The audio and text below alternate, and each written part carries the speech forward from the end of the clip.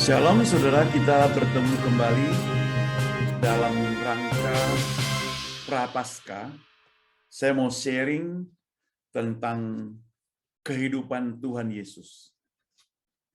Tema yang akan saya bawa pada hari ini adalah Yesus bagi orang percaya. Jadi Yesus bagi orang percaya. Saya sengaja mengambil di Kisah Rasul pasal 4 ayat 12. Firman Tuhan berbunyi demikian, dan keselamatan tidak ada di dalam siapapun juga selain di dalam Dia, Yesus, sebab di bawah kolong langit ini tidak ada nama lain yang diberikan kepada manusia yang olehnya kita dapat diselamatkan. Jadi ingat, Alkitab mencatat, bukan saya yang ngomong, tidak ada nama lain di bawah kolong langit ini. Tidak ada nama lain yang diberikannya kepada manusia yang olehnya kita dapat diselamatkan. Jadi kalau tidak ada nama lain itu berarti hanya Yesus. Kita berdoa terlebih dahulu ya, Bapa kami di surga, kami bersyukur, terima kasih kepadamu di tengah-tengah mempersiapkan diri memasuki Paskah atau sebelumnya Jumat Agung, kami boleh merenungkan bagaimana kisah dari Yesus itu kembali sebagai berefleksi, sebagai perenungan supaya kami lebih cinta kepada Yesus. Tuhan, waktu terbatas buat kami. Yang penting Tuhan dengar doa kami. Yang penting Tuhan mengetahui isi hati kami. Kami serahkan doa ini di dalam nama Engkau satu-satunya Yesus, Juru Selamat kami yang hidup. Amin. Saudara, hampir di sepanjang sejarah kehidupan Tuhan Yesus, di situ penuh dengan perdebatan. Sampai hari ini, kalau saudara perhatikan di channel-channel YouTube, masih diperdebatkan. Siapakah Yesus? Mengapa dia jadi manusia? Bagaimana apakah dia itu benar-benar Tuhan? Mengapa bisa Tuhan juga manusia? Mengapa kalau Tuhan dia harus disalib? Mengapa kehendak dia dengan kehendak Bapa ada bedanya? Banyak segudang pertanyaan yang selalu dipertanyakan. Tujuannya bukan untuk percaya saudara mereka, tapi tujuannya untuk mencari kesalahan Alkitab. Uniknya saudara, yang sedemikian rupa itu sudah diperdebatkan sejak zaman dahulu. Dan sampai detik ini, puji Tuhan, Alkitab tetap merupakan fakta yang berkuasa. Bahkan, kalau saudara perhatikan, Jumat Agung dirayakan di seluruh dunia, mengingat akan kematian Yesus. Bahkan saudara, di negara Indonesia, Jumat Agung itu diliburkan. Luar biasa kan? Saya tinggal di sini, Jumat Agung nggak libur saudara. Sehingga jarang-jarang di gereja orang memperingati Jumat Agung. Ada sih, tapi agak malam. Tunggu mereka pulang kerja. Kalau ada pun banyak alasan dari jemaat lah. Katanya baru kerja capek atau bagaimana. Tapi itu tergantung kepada iman kepercayaan kerohanian kita. Tapi yang pasti adalah Jumat Agung Paskah dirayakan di seluruh dunia. Itu berarti fakta bahwa Tuhan Yesus itu benar-benar ada. Hanya itu salah satu alasan sudah cukup, saudara. Nah, saudara, memang tatkala Yesus disebut sebagai manusia, maka konsep ini lebih gampang diterima. Tidak dipermasalahkan. Kan yang menjadi pertanyaan, mengapa dia harus jadi manusia? Jawabannya sangat-sangat sederhana, saudara. Dan banyak orang juga, barangkali saudara juga sudah tahu jawabannya. Mengapa dia harus menjadi manusia?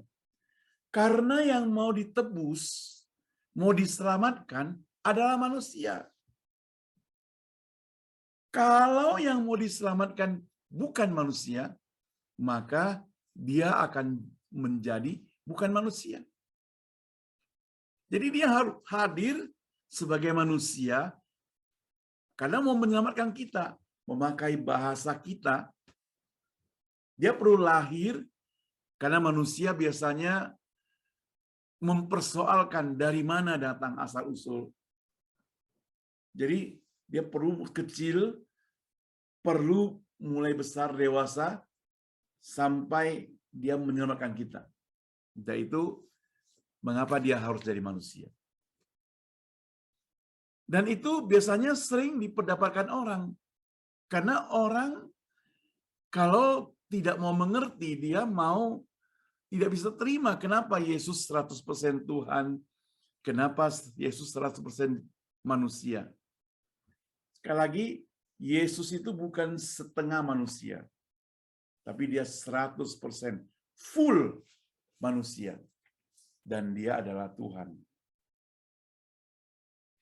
Saudara, Maria dipakai oleh Tuhan, istilahnya dipinjami rahimnya untuk melahirkan Yesus.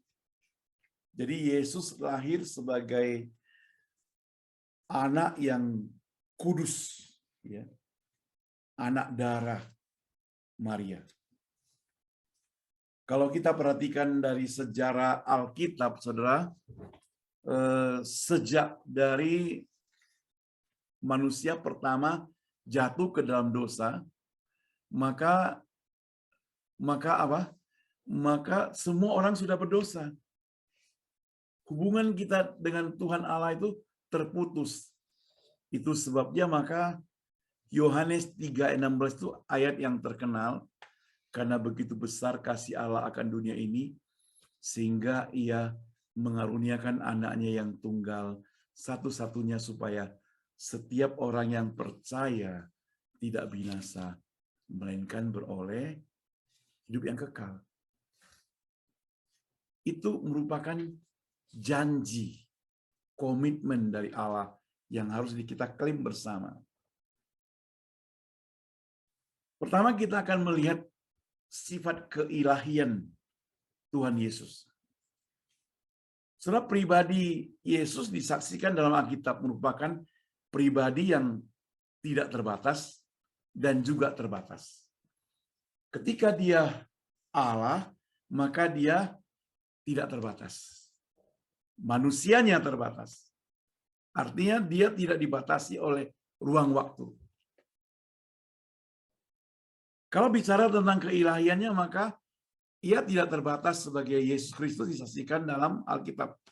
Namun merupakan penyataan Allah juga sendiri dalam rupa wujud manusia yang dapat dilihat, saudara. Diraba, didengar. Nah, saudara, kemanusiaan Yesus Kristus itu disempurna melebihi manusia yang pernah ada di dunia ini. Kalau manusia mewarisi dosa, sedangkan Yesus tidak mewarisi dosa. Di sini letak keilahiannya, saudara. Apabila kita hendak membuktikan bahwa keilahian Yesus itu benar adanya, maka ada beberapa ayat firman Tuhan yang bisa kita kutip. Jadi bukan hanya sekedar ngomong tok di mulut, tapi ada ayat Alkitab yang bisa kita kutip. Kita mendapat bukti bahwa Allah menyebutkan Tuhan Yesus sebagai firman, Logos. Ini merupakan gelar nama ilahi yang tidak lain adalah Allah yang sejati, saudara. Kalau saudara perhatikan Yohanes pasal 1 ayat 1, pada mulanya adalah firman. Nah, firman itu Allah. Ayat 14.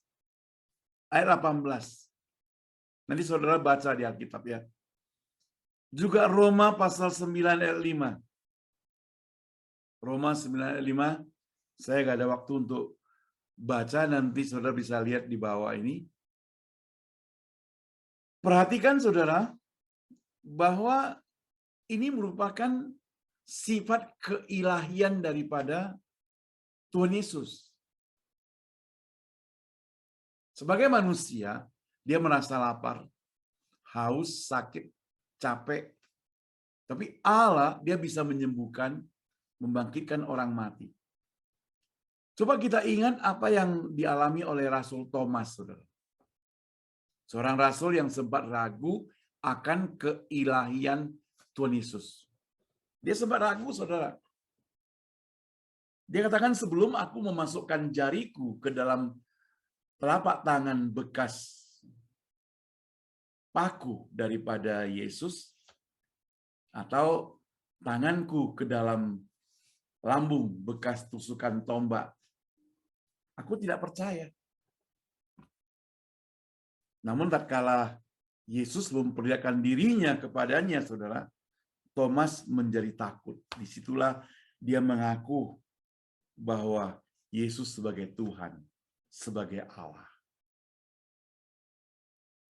Yohanes 20 ayat 28 mencatat, dan pengakuannya itu merupakan sikap iman yang berlaku bagi kita.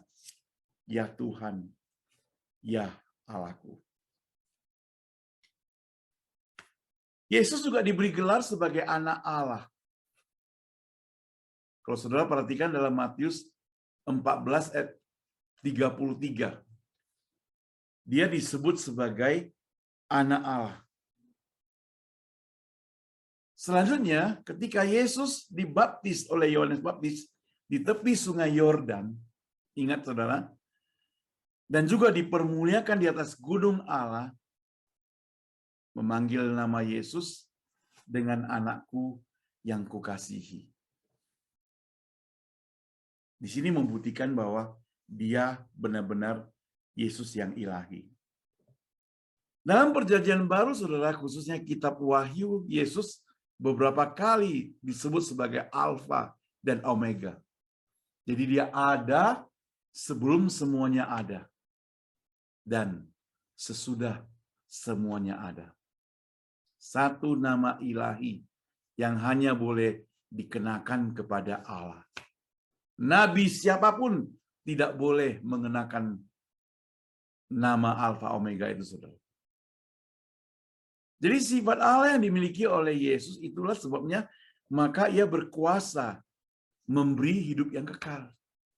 Karena memang dia adalah Allah. Akulah jalan kebenaran. Dia katakan. Maka Rasul Paulus katakan, percayalah akan Tuhan Yesus, maka engkau akan selamat. Siapa lagi? Engkau beserta isi rumahmu. Jadi atribut Allah ini dimiliki oleh Tuhan Yesus. Dia apa? Dia itu maha kuasa, dapat menyelamatkan engkau beserta isi rumahmu, saudara. Itu bebek juga iya kan ya. Ya, bukan mitos, tapi kebetulan saya bebeknya lewat. Itu suaranya bagus. Nah, saudara, keilahian Yesus terus-menerus diakui oleh para ahli teologi. Walaupun di sana-sini muncul pendapat-pendapat yang mencoba menyerang dan untuk menggugurkan konsep keilahian. Bagi orang tidak percaya, gampang sekali dia menghancurkan. Dia kutip satu ayat, serang terus, desak engkau untuk menjawabnya, dan engkau bingung, lalu dianggap engkau kalah. Padahal Alkitab tidak bisa demikian. Cara penafsirannya tergantung konteks, tergantung kepada siapa Yesus berbicara, tergantung tata bahasanya, tergantung grammarnya, tergantung juga untuk siapa. Jadi perlu dia perhatikan itu. Tidak bisa ambil satu ayat, langsung bilang A, I. Di internet kan banyak orang mengaku bahwa mereka menang berdebat dengan pendeta Anu. Pendeta Anu kalah debat, sudah kalah debat. Gerejanya bangkrut lagi, perpuluhannya habis. Itu mereka katakan. Tapi tidak, saudara. Yesus datang ke dunia ini sebagai Tuhan Allah, tidak tergantung keadaan. Keadaan sulit apapun, Yesus tetap Tuhan. Ingat, jangan sekali-sekali mendiskreditkan firman Tuhan. Yang kedua, kemanusiaan Yesus Kristus. Inilah uniknya orang Kristen, orang percaya. Dia percaya Yesus adalah Allah, dia juga percaya Yesus adalah Tuhan. Kenapa? Karena doktrin tentang Yesus sebagai manusia. Tadi doktrin tentang keilahian Yesus yang dua-duanya penting. Sebab apabila kita tidak percaya pada konsep ini, maka hakikatnya kita tidak mendapatkan keselamatan itu. Dia datang ke dunia mau menyelamatkan kita, maka dia jadi manusia, mengerti manusia, menggantikan manusia, supaya kita selamat. Alkitab jelas, kita diberitahu bahwa Yesus lahir seperti manusia pada umumnya. Bahkan di kandang yang hina, saudara. Kemanusiaan Yesus dapat dibuktikan di dunia. Dia memiliki tubuh yang saudara bisa pegang, bisa diraba, bisa didengar, bisa dilihat, bisa haus, bisa capek, bisa lapar, bisa mati, bisa dikuburkan, bisa merasa sakit. Itu Yesus. Bisa merasa takut, gemetar ketika dia mau disalibkan. Secara porsi dalam Alkitab, saudara, seakan-akan lebih menonjolkan kemanusiaannya. Secara fisik, tubuhnya makin hari makin bertumbuh besar. Pada umur 12 tahun, dia punya kecerdasan yang luar biasa. Di Bait Allah, dia bisa berdebat dengan ahli Taurat.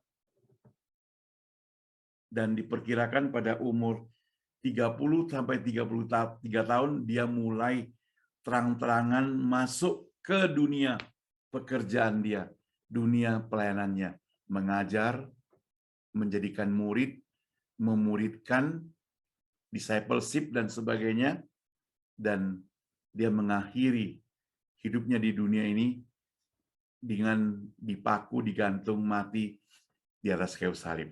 Tetapi dia bukan hanya sekedar mati, saudara. Dia bangkit pada hari ketiga karena menyelamatkan kita. Selanjutnya, apabila kita memperhatikan perkataan Tuhan Yesus seperti dalam Matius 26 ayat 38, dia katakan, hatiku, jiwaku sangat sedih, seperti mau mati rasanya. Ini waktu dia sedang mau menghadapi penyaliban. Perkataan ini tidak ditujukan kepada sifat-sifat keilahiannya, saudara. Tapi ini menunjukkan bahwa dia adalah manusia. Sedih. Mau mati rasanya. Saudara, sebagai manusia, Yesus mengalami pencobaan. Tetapi dia adalah manusia yang unggul, tidak berdosa. Maka dalam pencobaan, dia tidak jatuh ke dalam dosa, saudara. Perhatikan baik-baik. Dia bisa dicobai, tapi tidak jatuh ke dalam dosa. Dan puncak karya Yesus adalah kematiannya di atas kayu salib. Yang menggantikan kita menjalani hukuman dosa, saudara. Saat ini dia sudah bangkit dari kubur. Berada di surga sana, sedang menyediakan tempat buat setiap orang yang mengaku percaya kepadanya. Ini luar biasa, saudara. Jadi kalau hari ini, saudara mendengarkan tentang berita Yesus, jangan berita negatif-negatif lah. Jangan berita-berita mereng. Yang menyampaikan siapa harus saudara jelas. Alkitab dia harus pahami bahwa Yesus datang ke dunia ini untuk menyelamatkan engkau, menyelamatkan saya. Dia adalah manusia 100%, dia juga 100% dari Tuhan. Mengapa dia harus manusia? Karena dia mau menyelamatkan manusia. Maka Allah menjadi manusia. Bukan manusia menjadi Allah, saudara. Jangan dibalikkan. Bukan manusia menjadi Allah. Tapi Allah menjadi manusia untuk menebus dosa kita. Dia membayar harga. Siapa yang berdosa? Kita adalah orang berdosa. Apakah dosa kita itu bisa dibereskan dengan kita berbuatan baik? Gak bisa, saudara. Saudara, kalau saudara pernah mencuri, ya, pernah mencuri, dengan berbuat baik 100 kali, saudara tetap adalah seorang pencuri. Tidak dapat menghapus kamu pernah mencuri. Saudara pernah menolong orang, give away semua barang-barang untuk orang lain. Mungkin sampai ribuan orang saudara pernah berikan. Tapi kalau saudara melanggar peraturan lalu lintas, tetap saja dapat tilang, saudara.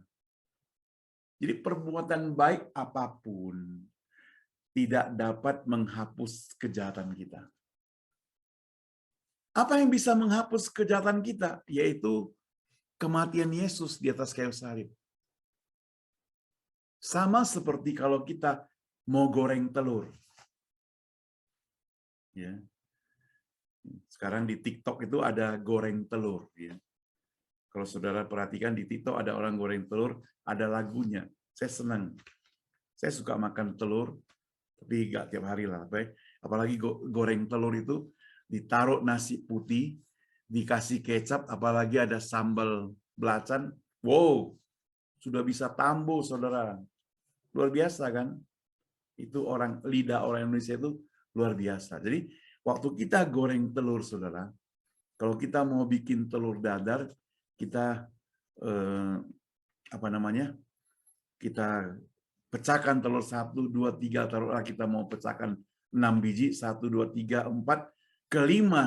Karena begitu cepat kita masukkan ke dalam, ternyata telur itu busuk. Yang jadi pertanyaan, apakah saudara bisa korek telur yang busuk itu? Nggak bisa. Saudara harus buang semua telur tersebut. Hanya gara-gara satu yang busuk. Itu sama dengan kehidupan dosa kita. Kebaikan kita ribuan, jutaan, miliaran. Tapi gara-gara kita berbuat salah dosa satu saja, maka kita menjadi telur busuk. Kita butuh Yesus datang ke dunia ini sebagai juru selamat kita, saudara, yang dapat menyelamatkan engkau dan saya. Karena dia satu-satunya penyedia sorga kalau kita percaya kepada dia. Setelah hidup kita ini sementara, ada banyak teman-teman kita yang mungkin yang kita kenal, mereka sudah dipanggil Tuhan. Apalagi dipanggilnya mendadak karena COVID. Mereka itu kemana, saudara? Apakah sudah berada di surga? Sudah pastikah mereka berada di sana? Atau masih mudah-mudahan? Kalau mudah-mudahan itu berarti belum pasti. Percaya Yesus pasti, saudara. Saya ajak saudara. Saya tantang saudara. Yesus benar manusia datang ke dunia ini. Dia adalah Tuhan datang ke dunia ini. Dia mengasihi engkau. Dia mengasihi saya. Dia mau menyelamatkan engkau. Dia mau menyelamatkan saya. Apakah engkau mau menerima dia sebagai juru selamat? Buka hatimu. Saya akan doakan engkau. Saudara, jangan katakan saudara adalah orang yang tidak layak. Benar. Karena kita berdosa maka kita tidak layak. Tapi dosa apapun yang pernah kita buat, kita pernah narkoba, kita pernah hidup bebas, kita pernah mencuri, korupsi, kita jahat baik kepada istri, pada suami, kepada anak, tetangga, orang tua, dan sebagainya. Tapi hari ini, kalau saudara mau bertobat, mari kita datang kepada Tuhan. Katakan, Tuhan ampuni dosa-dosaku. Katakan, Tuhan Yesus ampuni dosa-dosaku. Aku mau selamat, Tuhan Yesus. Engkau sudah datang ke dunia ini, menjadi manusia dikorbankan di atas salib untuk menyelamatkan kami. Aku mau percaya kepadamu. Saudara, percayalah kepada Dia. Karena satu-satunya jalan keselamatan adalah Dia. Engkau tidak bisa temukan jalan keselamatan dari yang lainnya. Uang tidak membuat engkau selamat. Harta kekayaan tidak membawa engkau selamat. Perusahaanmu tidak membawakan engkau selamat. Kekasihmu tidak membawakan engkau selamat. Tapi Tuhan Yesus membawa engkau selamat. Percaya pada Dia. Tuhan, sekali lagi kami mau serahkan kami semua yang sudah dengarkan firman Tuhan ini, Tuhan. Jikalau pada hari ini ada orang yang mau percaya kepadamu, Tuhan, biarlah Engkau buka hati mereka. Terimalah mereka, Tuhan. Supaya mereka dapat keselamatan juga dari Tuhan Yesus. Engkau begitu mengasihi mereka. Dunia mungkin membenci mereka. Dunia mungkin menghina mereka. Tapi Tuhan Yesus mengasihi mereka. Dengar doa kami. Dalam nama Tuhan Yesus kami berdoa. Amin. Nah, saudara, apabila saudara mendapat berkat melalui sharing firman Tuhan pada hari ini, beritahu kami. WhatsApp kami di +1 415 813 9772 atau di CEBC Indonesia, CEBC Indonesia